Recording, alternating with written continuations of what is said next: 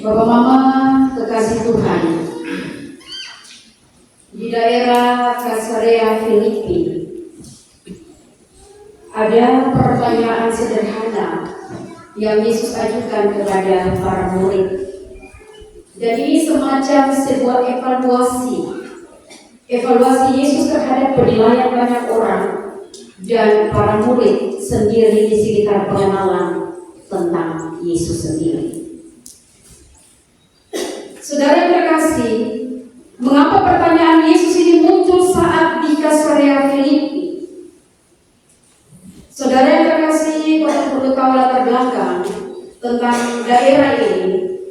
Caesarea Filipi pada waktu itu berada dalam kekuasaan Romawi dan merupakan tempat politik penting di mana Kaisar diakui sebagai Tuhan.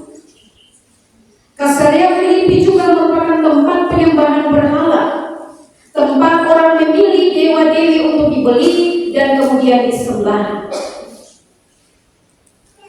Dan Kaisar Romawi diakui sebagai satu-satunya Tuhan yang harus disembah oleh masyarakat.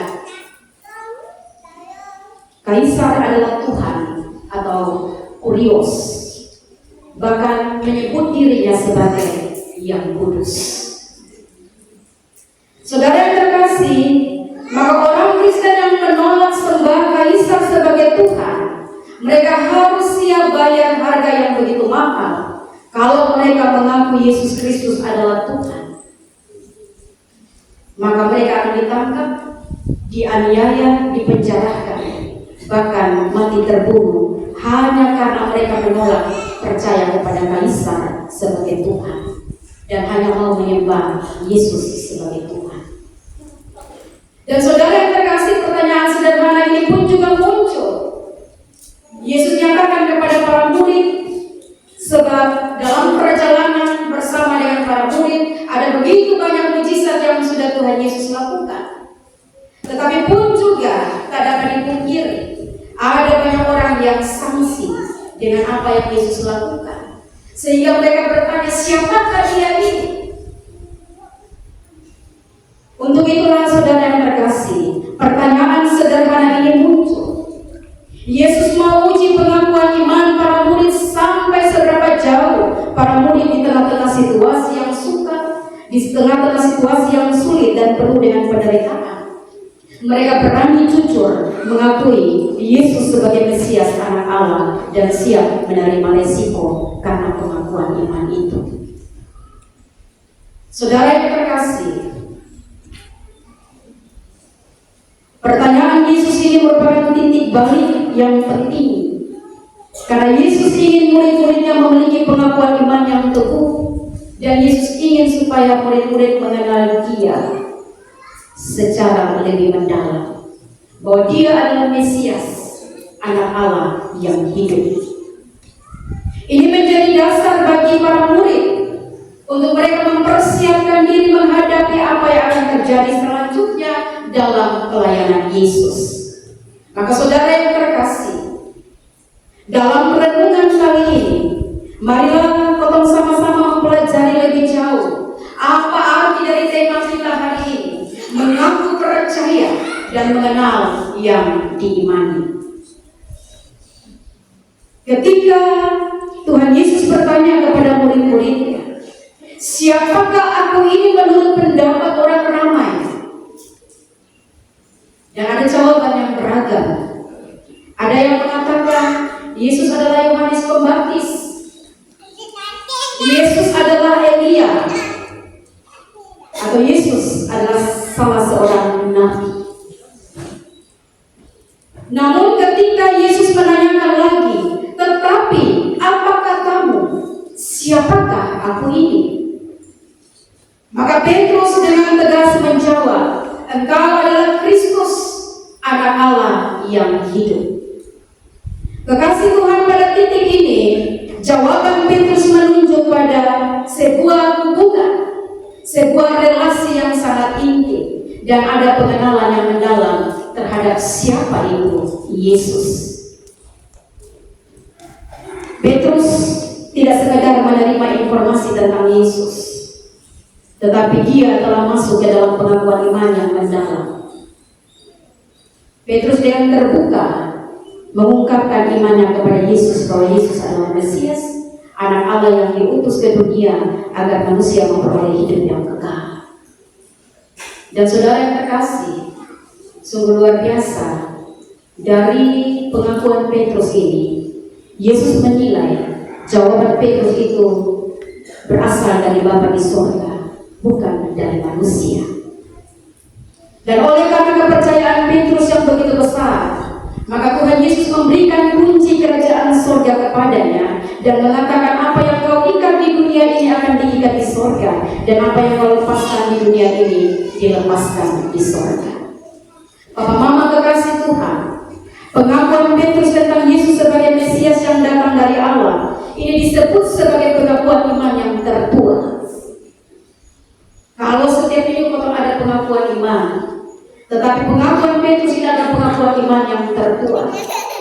Pengakuan iman ini juga menjadi dasar pengakuan iman gereja sepanjang abad yang tak dapat diruntuhkan hanya oleh karena fitnah, hanya oleh karena kebencian, hanya oleh karena dipenjarakan, hanya oleh karena penderitaan, bahkan kematian yang menimpa gereja atau orang-orang percaya.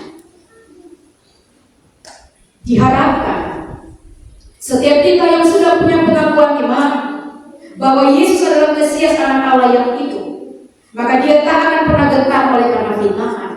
Dia tidak akan pernah gentar hanya karena penderitaan, kebencian, bahkan kematian sekalipun. Maka saudara yang terkasih, ada pujian yang mengatakan tak akan ada yang memisahkan kita dari kasih Kristus. Apapun itu, penderitaankan, kelaparankah, ketelanjangankah, kelaparankah, atau kematian sekalipun, setiap orang yang punya pengakuan iman yang sudah percaya dan juga mengenal Yesus secara lebih mendalam, dia pun juga akan mengatakan tidak akan ada yang dapat memisahkan saya dan Kristus. Bapak Mama, saudara yang dikasihi oleh Tuhan Yesus Kristus,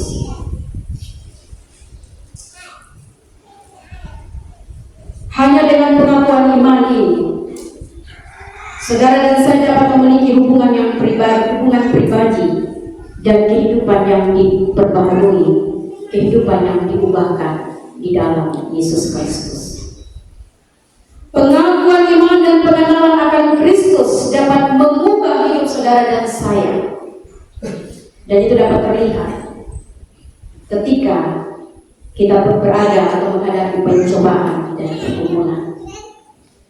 Orang yang punya pengakuan iman dan pengenalan akan Kristus, maka ketika dia menghadapi pencobaan dan pergumulan, itu akan berbeda. Saat di masa-masa sulit, seperti masalah keuangan, masalah kesehatan, masalah atau konflik dalam relasi atau hubungan, maka saudara memiliki pengakuan iman yang teguh akan Kristus sebagai juru selamat, dapat memberikan kekuatan dan pengharapan. Saudara dan saya dapat berdoa dan mempercayakan diri kepada Tuhan, tahu bahwa Tuhan itu hadir dan Tuhan itu bekerja dalam setiap situasi kita. Oleh sebab itu, jangan pernah menyerah pada keputusasaan kita. Teruslah berjuang dengan iman, yakin akan pemeliharaan dan pertolongan Tuhan. Orang yang setiap minggunya ada dalam pengakuan iman dan dia mengenal Kristus secara mendalam, maka pencobaan apapun datang menghadap dia tidak akan pernah mengambil keputusan untuk bunuh diri. Saudara yang terkasih, hidup ini hanya sementara saja. Tetapi janganlah kita menghabiskan kehidupan kita secara paksa atau sesuai dengan keputusan kita sendiri, hanya karena pergumulan demi pergumulan, pencobaan demi pencobaan menimpa hidup saudara dan saya. Yang berikut, pengakuan iman dan pengenalan akan Kristus itu berpengaruh dalam hidup. Orang yang mengenal Kristus, orang yang punya pengakuan iman kepada Kristus, itu sangat berpengaruh ada saat kau membuat keputusan penting. Saudara yang terkasih, ketika menghadapi pilihan-pilihan sulit dalam hidup, seperti kita menentukan karir kita, masa depan kita, menentukan pasangan hidup kita, atau rencana masa depan, kita dapat memohon kebijaksanaan dari Kristus.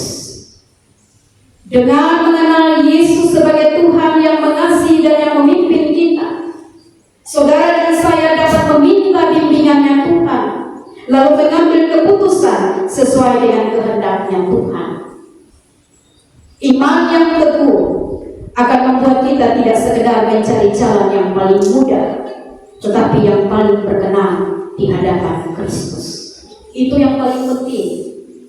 Bukan soal jalan yang paling mudah, tetapi ini soal apakah itu berkenan di hadapan Kristus.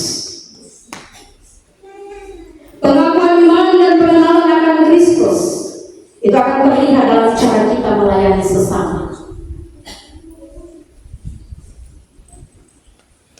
Pengakuan iman yang benar akan memampukan saudara dan saya untuk melayani sesama dengan kasih dan kelembutan Tuhan.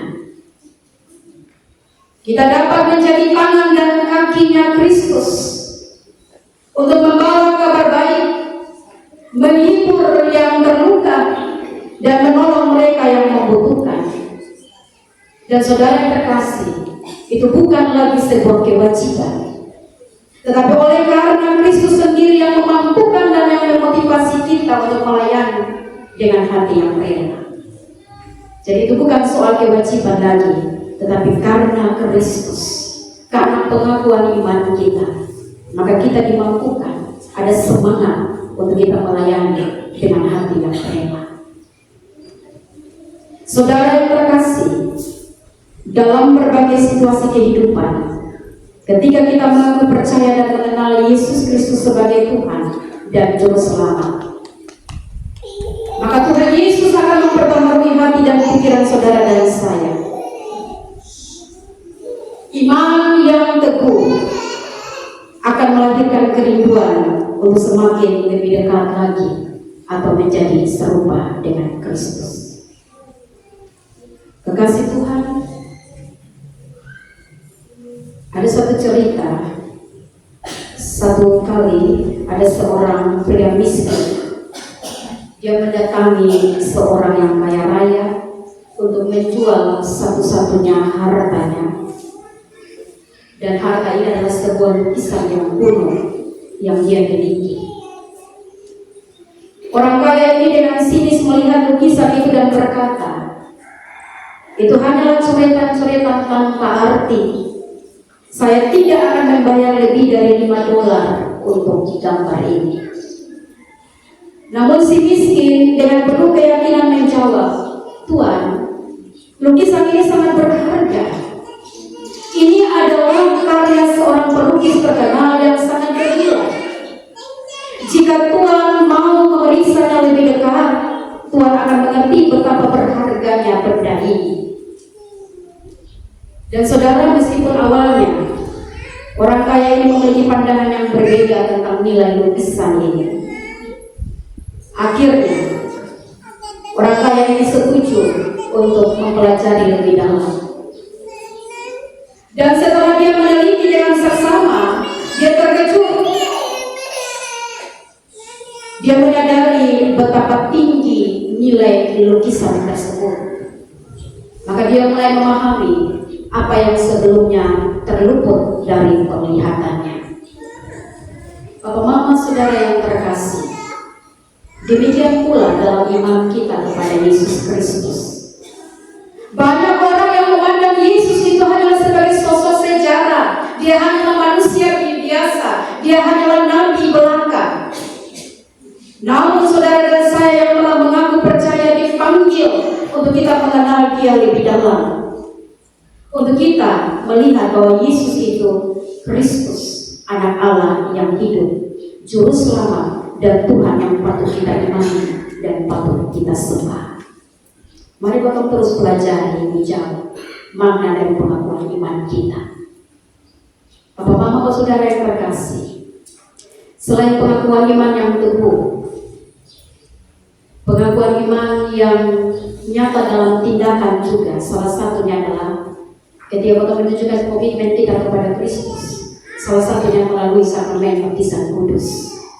Itu pun juga pengakuan iman kita. Tanpa pengakuan iman kita tidak akan memberi diri untuk dibaptis, atau kita sebagai orang tua tidak akan membawa anak-anak untuk dibaptis. Dalam Alkitab, baptisan merupakan lambang pembaharuan dan kelahiran baru di dalam Yesus Kristus. Ketika saudara dan saya dibaptis, ketika anak-anak kita dibaptis, kita sebagai orang tua membawa anak-anak, kita sedang menyatakan bahwa kita telah mati bagi dosa dan kita telah bangkit bersama Kristus untuk hidup dalam kebaharuan. Baptisan bukan hanya ritual simbolis semata, melainkan merupakan tanda perjanjian antara kita dengan Allah. Tanda perjanjian orang tua dengan Allah. Kita yang sudah dewasa ini sudah ada dalam lingkaran sakramen itu, maka itu pun juga merupakan tanda perjanjian antara kita dengan Allah. Melalui baptisan, saudara dan saya mengaku percaya dan mengikat diri untuk mengikut Kristus seumur hidup. Jadi saudara yang terkasih, jangan pernah potong berpikir, soal apa kan belum sidi, jadi kalau kita tinggalkan Yesus tidak masalah. Tetapi ingat bahwa kita sudah dibaptis. Atau selalu berpikir bahwa bahaya sudah bisa sapu dada. Bepo anak ambil keputusan untuk tinggalkan Yesus, tapi bersyukur bahwa dia belum sidi.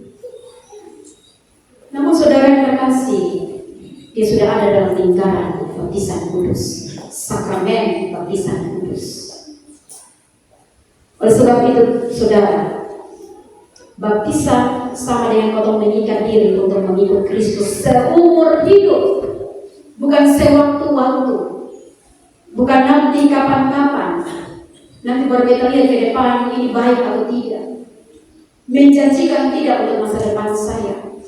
Kalau tidak menjanjikan, kalau hidup hanya begini saja, lebih baik saya putar kendali. Ingat, seumur hidup, setiap orang, saudara dan saya, kita semua yang telah dibaptis, kita telah diikat satukan untuk ikut Yesus Kristus sebagai Tuhan dan Juru Selamat seumur hidup. Sama halnya dengan pengakuan iman Petrus. Dalam baptisan, kita menyatakan bahwa Yesus adalah Kristus, Anak Allah yang hidup, Tuhan dan Juru Selamat kita.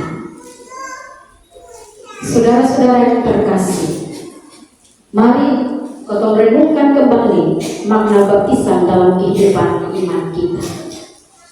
Satu keluarga hari ini membawa satu anak untuk dibaptis, dan itu adalah pengakuan iman orang tua, papa dan mama, mengikat perjanjian dengan Allah bahwa Yesus Kristus itu adalah Tuhan dan Juru Selamat, dan kami akan terus setia sampai mati. Anak-anak belum mengerti, terus ajarkanlah mereka tentang Kristus, Anak Allah yang hidup. Papa, mama, saudara yang terkasih, dalam keseharian Filipi yang dipenuhi dengan berbagai pilihan iman, Petrus menegaskan pengakuannya yang teguh. Engkau adalah Kristus, Anak Allah yang hidup. Pengakuan ini tidak hanya menjadi pernyataan formal, melainkan merepresentasikan pengenalan yang mendalam akan siapa sebenarnya Yesus bagi Petrus dan bagi saudara dan saya. Ketika kita mengaku percaya dan mengenal Kristus sebagai Tuhan dan Juru Selamat, maka iman kita tidak lagi sekedar informasi, melainkan iman kita adalah sebuah relasi, hubungan yang membaharui hidup saudara dan saya. Marilah kita semua terus menghayati iman kita, sehingga Kristus bukan sekedar tokoh agung dalam sejarah, melainkan Dia adalah Tuhan. Dia adalah sahabat yang hidup dalam diri kita setiap hari. Tuhan menolong memberkati kita dan selamat kepada keluarga yang mengikat janji dengan Allah melalui Sang Maha Kudus. Amin.